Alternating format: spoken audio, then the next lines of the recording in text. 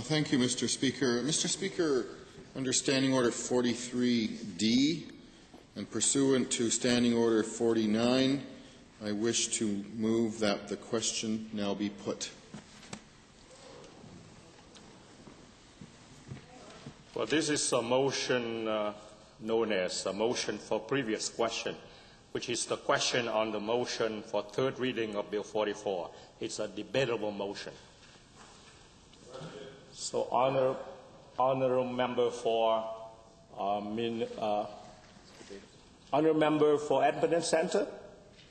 Thank you. I'm sorry. Could I get the citation again, please? 49. Okay. My understanding with this is that it comes into play only after a hoist motion. Am I incorrect? This comes into play after both a hoist and a reasoned? No, it's coming into play separately. Okay. I would argue that this should not be adhered to. The very fact that we have more and more people interested in the debate of this bill, admittedly aside from those that are in the House, I sense that there's not a lot of appetite for that amongst my honourable colleagues, but there certainly is appetite for it beyond the House. We've already talked about the rising interest from those outside of the House, whether it's through an online petition or an increase in the number of emails that are being received.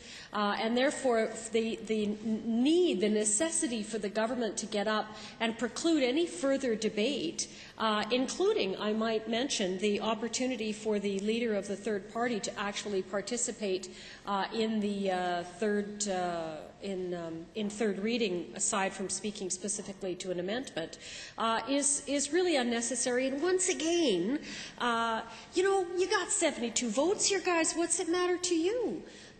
When people want to speak about this, what is the great need to have it to shut it down?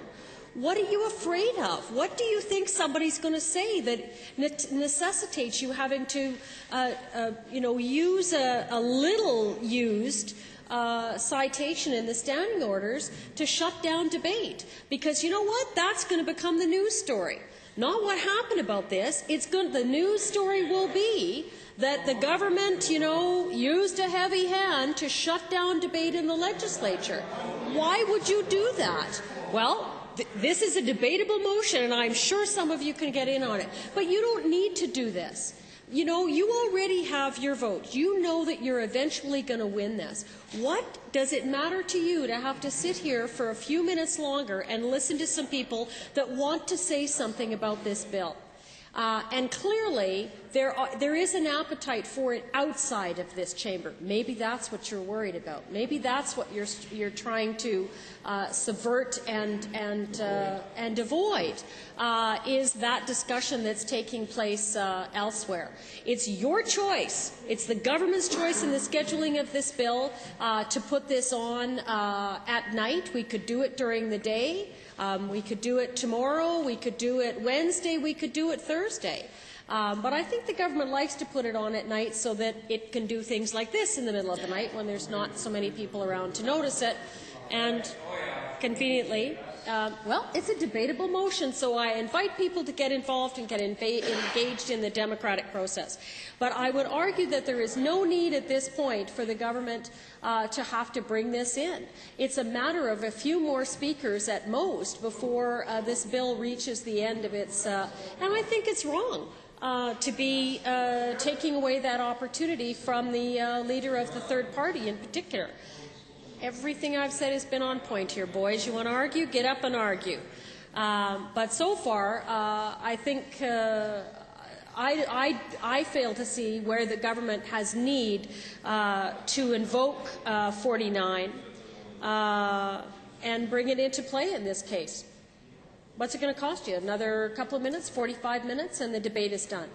But you will turn this into a debate about how the government had to be heavy-handed and shut down debate when there was one or two people left to speak on this. For shame. Why on earth would you need to do that?